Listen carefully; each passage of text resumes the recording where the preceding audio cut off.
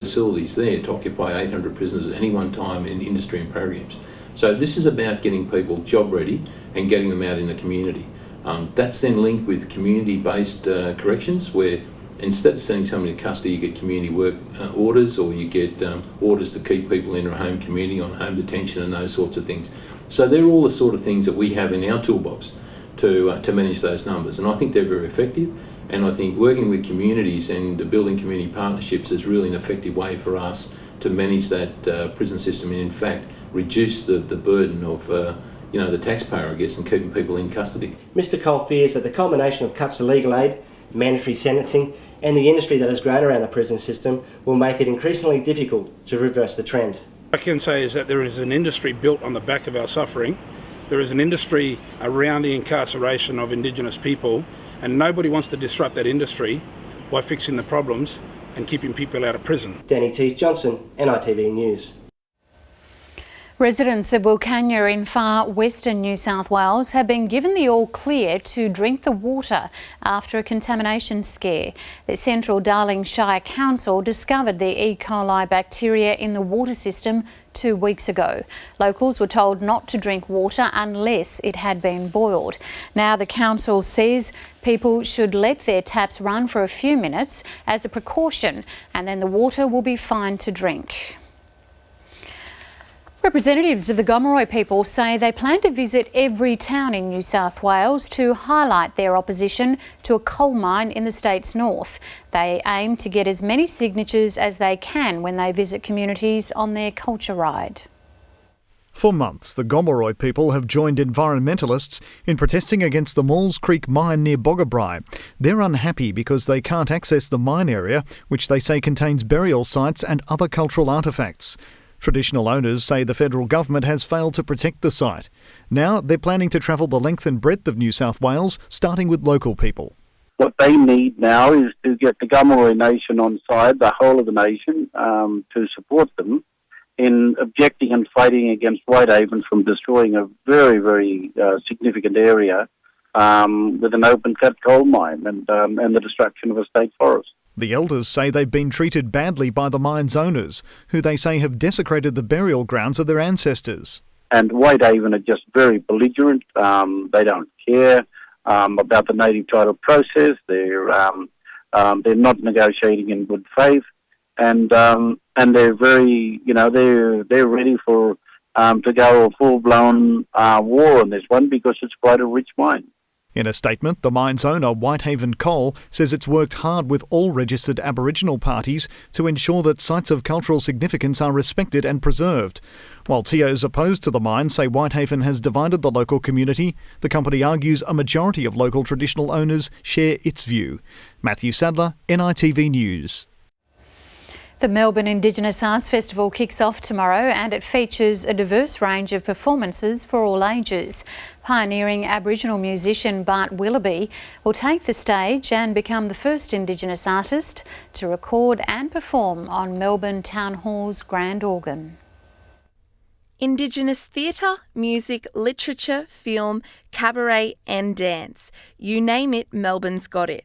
The world's most livable city is promising to showcase a memorable fusion of art and culture over the next 10 days. Among the many performers is reggae rock star Bart Willoughby. His work We Still Live On combines classical music with poetry to pay homage to the late poet and activist Kevin Gilbert. Just the way he writes to back up what you're singing about. That's how powerful to do this. When I write words and do my songs, that's exactly how the way I feel. And Kevin Gilbert's the same, if not more. So if there's any songwriters out there, if you can't get the words and that, just go to your poets.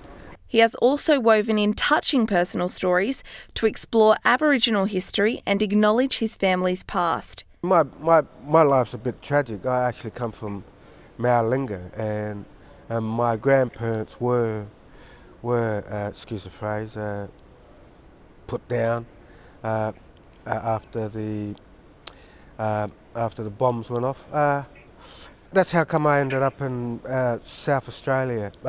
Adelaide in the baby's home. I went from baby's home to boys' home, children's home, and then boys. So I went for the whole lot, and that was because of what happened in Maulinga. His free one-off performance will take place in Melbourne's Town Hall on February 12.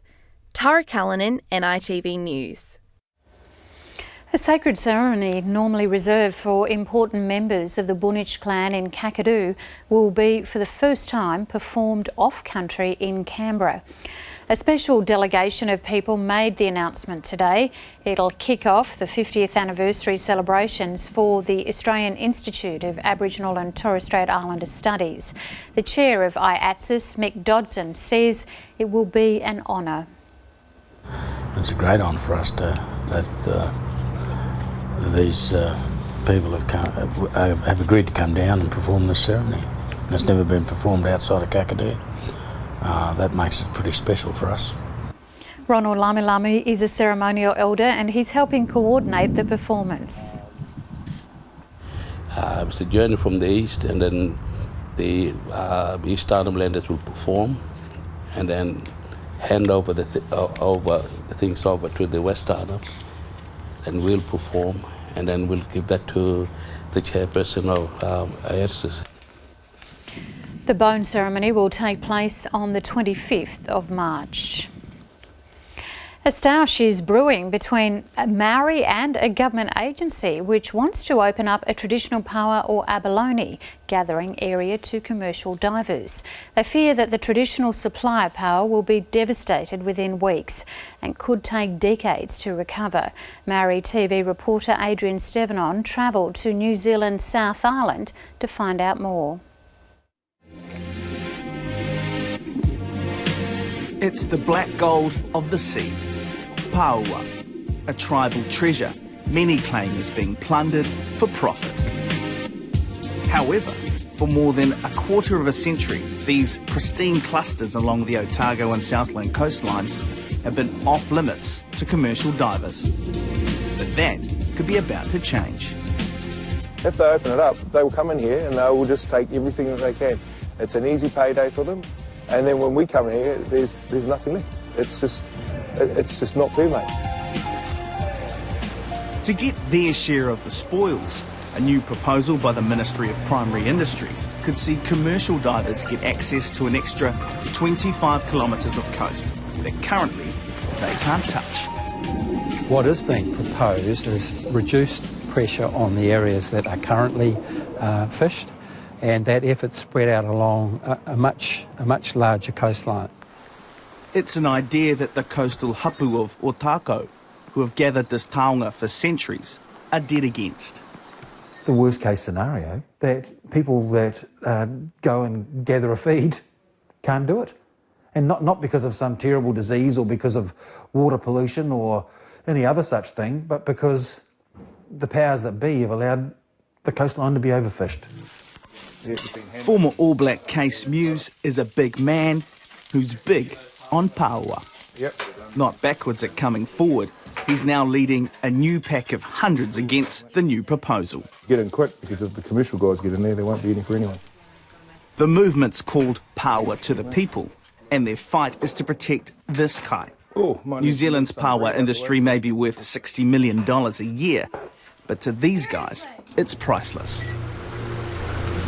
Case takes us to the coast to show us one of the areas he says is under threat. So this is one of the areas, This is one of the spots, mate. Right along here you get some beautiful deep pockets of paua. This little bay here, it'll be stripped in probably 5 hours. It'll all be gone. So you're talking about the rest of this coastline? I'd say with all the quota holders out there, once it's opened, they'll be lining up out there in their boats, waiting to get into a spot. So I'd say maybe a week, 2 weeks at most, and it'll be gone. Once they fish it takes years and years to repopulate. So, and I know that once the doors open, that it'll never shut again. And that we will miss out on the beauty of what we have on our back doorstep as a community and as a people. CEO of Seafood New Zealand, Tim Pankhurst, says it's become an emotional debate. It's blown out of proportion. The paua fishermen, they're farmers, so it's not in their interest or anyone else's interest to to go in and take out all the stock in an area. The Paua fishery is expanding. The stock is not diminishing, it is growing, and it has grown every year for the last 10 years. That argument doesn't wash with recreational divers. It doesn't make a lot of sense to me to say that their areas are being sustainably fished, yet they need other areas to take the pressure off areas that are being sustainably fished. Where's the pressure coming from if they're being sustainably fished and their stocks are rebuilding, as they say they are? Mate, I think once that proposal goes through, that it'll all be hearsay, that they'll all be too busy collecting power to get around the table and talk. Now his hopes, and the hundreds of others wanting to keep the status quo, rest with their submissions. We've got 356 submissions here, and there's 2,000 plus online. We hope you accept these from the public of Dunedin and Southland. Ryan Little will be back after the break with all the sport. And Ryan, the Titans pre-season in full swing. That's right, Malandiri. We chat to 588 and Caesar about what lies ahead for season 2014. Details after the break.